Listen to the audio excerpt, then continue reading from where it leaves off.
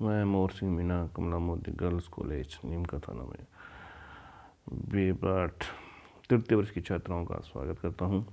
आज हम सौन्यावज्ञा आंदोलन का अध्ययन करेंगे, उसके बारे में पढ़ेंगे।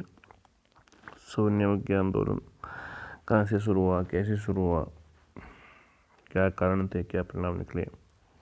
फरवरी 1930 में कांग्रेस कार्य समिति ने पूर्ण स्वराज प्राप्त करने के लिए सौन्यावज्ञा आंदोलन आरंभ करने का अधिकार महात्मा गांधी को दिया। इससे पूर्व 1928 में मध्य सरकार पटेल के नेतृत्व में किसानों ने बारडोली सूरत जिला में एक असफल सत्याग्रह किया था। सरकार को भूमि कर देने से इनकार कर दिया था,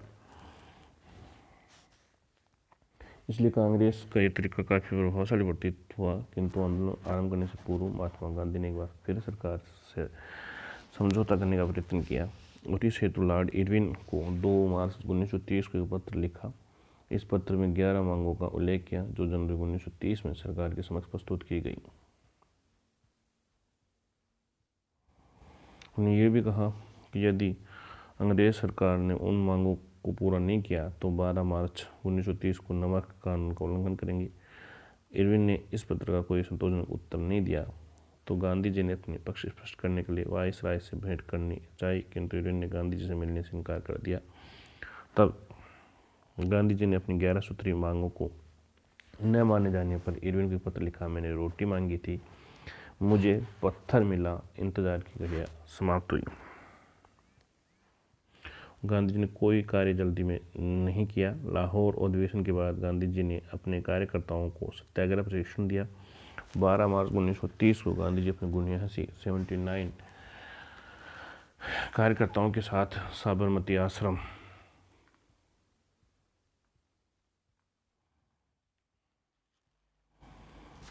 से समुद्र तट पर स्थित दांडी की ओर कूच किया। 200 मील की यात्रा पैदल चलकर 24 दिन में पूरी की और सरदार पटेल ने आगे चलकर लोगों को गांधी जी के स्वागत के लिए तैयार किया। मार्ग में गांधी जी ने लोगों को बलिदान और अहिंसा का उपदेश दिया। लोगों में देशभक्ति का असीम उत्साह दिखाई दिया। 6 अप्रैल 1930 को प्रातःकाल के बाद महात्मा गांधी ने समुद्र तट पर नमक बनाकर नमक कानून को भंग किया। यहीं से सौन्यावज्ञा आंदोलन शुरुआत हुई। सौन्यावज्ञा आंदोलन का कार्यक्रम महात्मा गांधी द्वारा नमक कानून को भंग करना सारे देश के लिए सौन्यावज्ञा के प्रारंभ का संकेत था। अतः जगह जगह लोगों ने सरकारी कानूनों को तोड़ना शुरू कर दिया।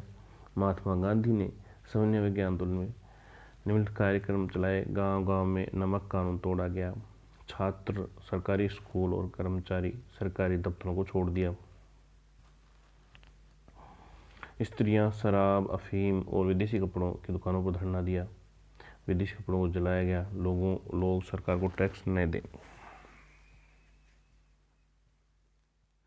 सौन्यावज्ञा आंदोलन की प्रकृति, गांधी जी द्वारा कानून तोड़ने से आंदोलन आरंभ हो गया। दिन प्रतिदिन इसका प्रभाव बढ़ता गया। बम्बई, बंगाल, उत्तर प्रदेश, मध्य प्रांत, मद्रास में गैर कानूनी तरीके से नमक बनाना शुरू कर दिया। दिल्ली में 1600 नारियों ने शराब की दुकानों पर धरना दिया। नारियों ने पर्दा त्याग कर सत्याग्रह में भाग लिया। इन सभी नारियों को कैद में डाल दिया गया। विदेशी कपड़े का बहिष्कार आशा से अधिक सफल रहा। बम्बई में अंग्रेज व्यापारियों को 16 मिलें बंद हो गई। भारतीय व्यापारियों की मिलें दुगनी तेजी से काम करने लगी। धारासना में 2500 सत्याग्रहियों ने नमक के गोदाम पर चढ़ाई कर दी। पुलिस ने उनको निर्ममता से पिटाई की, जिससे अनेक व्यक्ति बुरी तरह से घायल हो गए। किसानों ने कर न अदा करने का आंदोलन चलाया। इस आंदोलन में अधिकांश मुसलमानों ने भाग नहीं लिया। मोहम्मद अली जिन्ना ने कहा, हम गांधी के साथ शामिल होने से इनकार करते हैं, क्योंकि उनका आंदोलन भारत की पूर्ण स्वतंत्रता के लिए नहीं बल्कि भारत के शरारतखोर मुसलमानों को हिंदू महासभा के आश्रित बना देने के लिए है।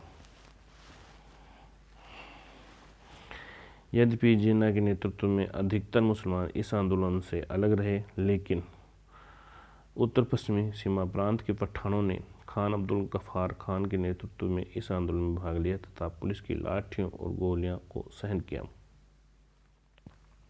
जून 1930 तक यह आंदोलन पूरे जोर पर पहुंच गया। पुलिस तथा सेना की गोलियों से भयभीत होने के स्थान पर सत्याग्रहियों की संख्या निरंतर बढ़ती गई। 16 अप्रैल 1930 को जवाहरलाल नेहरू तथा अन्य महत्वपूर्ण कांग्रेसी नेताओं को गिरफ्तार कर लिया गया। 5 मई को महात्मा गांधी को जेल में डाल दिया गया। कुल 60,000 लोगों को जेल में ठूस दिया गया। इससे लोगों में उत्तेजना फैल गई। सोलापुर में एक उत्तेजित भीड़ ने 6 थाने जला दिए। पुलिस ने अनेक व्यक्तियों को गोली से भून दिया। जिस समय आंदोलन अपने चरम सीमा पर था, इंग्लैंड की सरकार ने साइमन कमीशन की रिपोर्ट पर विचार करने के लिए इंग्लैंड में गोलमेज सम्मेलन बुलाया। कांग्रेस के अधिकांश कार्यकर्ता जेल में थे, अतः इनका कोई प्रतिनिधि गोलमेज सम्मेलन में भाग नहीं ले सका। प्रथम गोलमेज सम्मेलन जिन्ना और अम्बेडकर में तीव्र मतभेद हो जाने के कारण कोई निर्णय नहीं हो सका।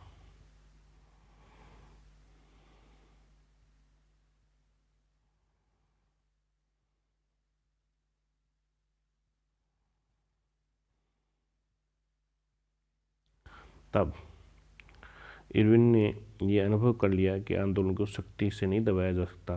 कांग्रेस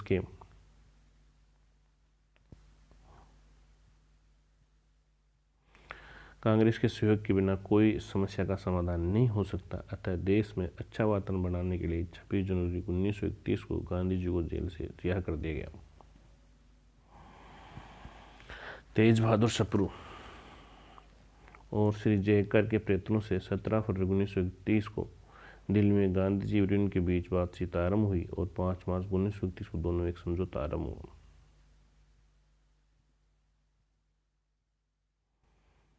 गांधी यूनियन पैक्ट की शर्तें। सरकार सभी अध्यादेशों और चालू मुकदमों को वापस ले लेगी।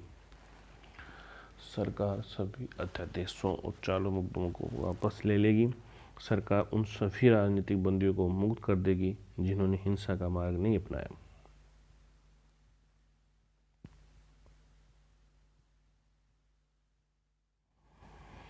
समुद्र के पास रहने वाले लोगों को सरकार बिना टैक्स के नमक बनाने और इकट्ठा करने की अनुमति देगी।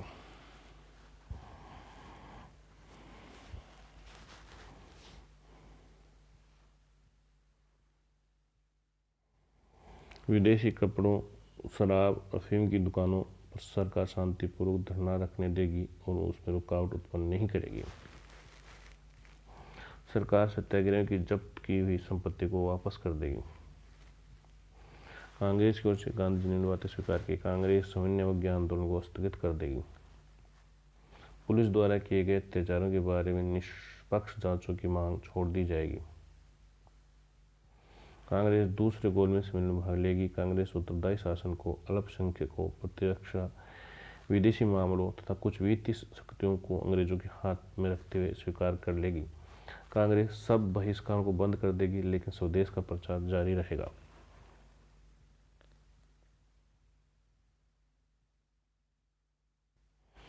गांधी यूनियन पैक्ट को मिश्रित प्रतिक्रिया हुई। गांधी जी ने इसे उचित बताया क्योंकि पहली बार सरकार ने भारतीय नेताओं के साथ समानता के स्तर पर बातचीत की।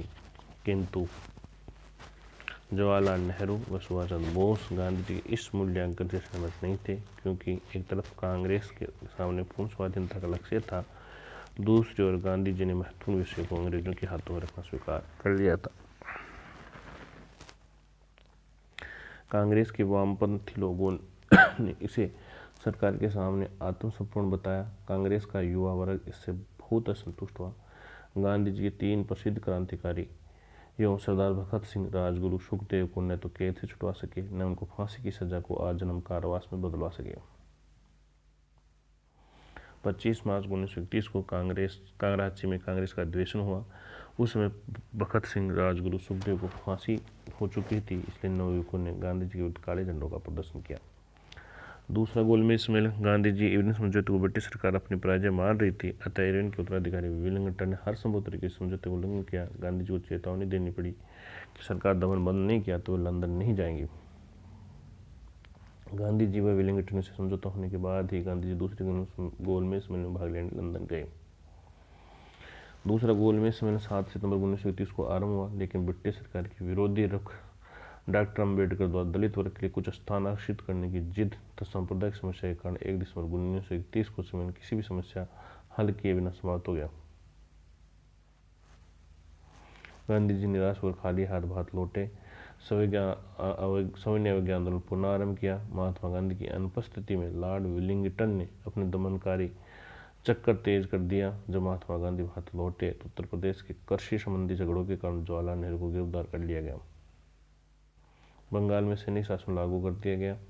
खान अब्दुल गफ्फार खान तथा उसके भाई को भी गिरफ्तार कर लिया गया।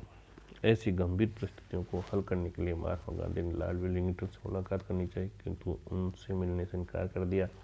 अतः विवश होकर महात्मा गांधी ने 3 जनवरी 1932 को सविनय आंदोलन पुनः आरंभ कर दिया। ब्रिटिश सरकार तो उसे ढूंढ रही थी। 4 जनवरी 1932 को महात्मा गांधी तक कांग्रेस अध्यक्ष सरदार पटेल को गिरफ्तार कर लिया और जेल में डाल दिया। कांग्रेस को गैर कानूनी संस्था घोषित कर दिया। हजारों व्यक्तियों को गिरफ्तार कर लिया गया। हरिजनों पर हिंदुओं द्वारा किए गए अन्यायों पर पश्चाताप करने के लिए 8 मई 1933 को गांधी जी ने 21 दिन का उपवास शुरू किया।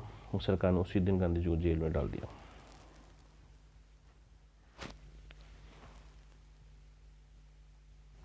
गांधी जी ने अपने हरिजन कल्याण के लिए लगाया क्योंकि रेमजे मैकडोनाल्ड के सांप्रदायिक पंचायत के कारण स्वर्ण हिंदुओं व शूद्रों में एक खाई पैदा हो गई थी। 8 मई 1933 को महात्मा गांधी ने जन आंदोलन रोक दिया, किंतु व्यक्तिगत सत्याग्रह चलता रहा। जनता का उत्साह भी कम हो गया और आंदोलन में कमजोरी आ गई। इसलिए अप्रैल 1934 को महात्मा गांधी ने सविनय आंदोलन पूरी तरह से समाप्त कर दिया। गांधी जी द्वारा आंदोलन समाप्त किया जाना बहुत से नेताओं को बड़ा अप्रिय लगा और गांधी जी की नीति उन्हें बड़ी ढुलमुल दिखाई दी। ये था सविनय अवज्ञा आंदोलन।